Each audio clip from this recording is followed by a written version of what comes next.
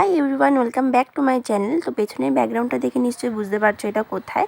হ্যাঁ, এটা হলো গোবরডাঙ্গারই হইচইয়ের ব্রাঞ্চটা। তো সেই দিনকে আমি শুভ আর গেছিলাম হইচইতে আমার দাদাকে আইবুড়ো ভাতে দেওয়ার জন্য। তো বেসিক্যালি আমাদের প্ল্যানিংটা সম্পূর্ণ অন্যরকম ছিল, যে বাড়িতেই সব কিছু অ্যারেঞ্জ করব। কিন্তু যেহেতু আমার দাদা জবের জন্য এখানে থাকে না, তো ও ছুটিতে কখন আসে এটাও বলাটা মুশকিল।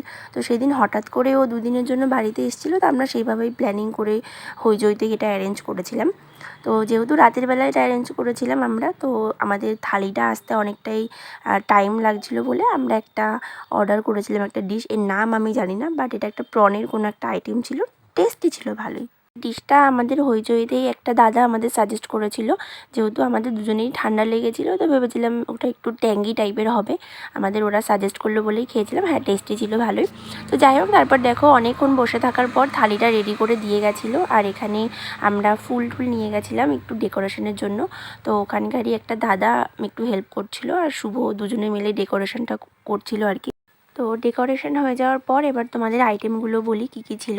প্রথমেই ছিল আলু পোস্ত, ডাল, চিংড়ি মাছের মালাইকারি, 2 পিস চিংড়ি মাছ ছিল, একটা কাতলা মাছের কালিয়া 1 পিস বড়, আর মাটন ছিল, চাটনি ছিল, আর মিষ্টি ওরা একটা ওখান থেকে দেয়, আর 5 রকমের মিষ্টি আমরা নিয়ে গেছিলাম।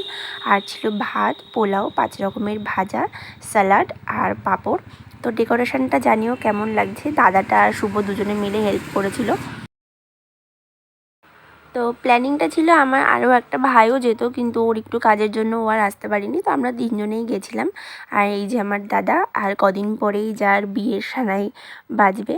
তো আর খাওয়া দাওয়া নিয়ে কোনো কথা হবে না, হইচই অলওয়েজ বেস্ট সব থেকে।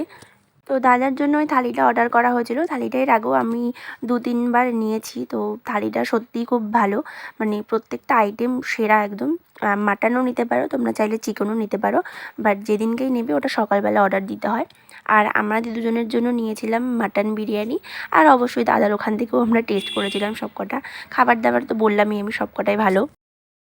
তো খাওয়া দাওয়ার পর বিল পেমেন্ট করে আমরা এখন বেরিয়ে গেছিলাম বাড়ি যাব বলে। অনেকটাই রাত হয়ে গেছিলো। আর বাইরেটা দেখো একদম চারিদিকে পুরো কুয়াশায় ঢেকে গেছিলো, কিচ্ছু দেখা যাচ্ছিলো না। আর ওই দিনকে সত্যিই ভীষণ ঠান্ডাও পড়েছিল, যার জন্য আমরা কেউ একটু সেজে গুজেও যেতে পারিনি। আর যেহেতু বললাম প্ল্যানিংটা হঠাৎ করে হয়েছে, তো আর ওই দিনকে বিয়ের কতগুলো কেনাকাটাও ছিল, সকালবেলা যেতেও হয়েছিল একটু হাবড়ায়। তো যাই হোক, আজকের ভিডিওটা এই পর্যন্ত। আমরা এখন বাড়ি যাই। তোমাদের সাথে দেখা হবে আবার নেক্সট ভিডিওতে।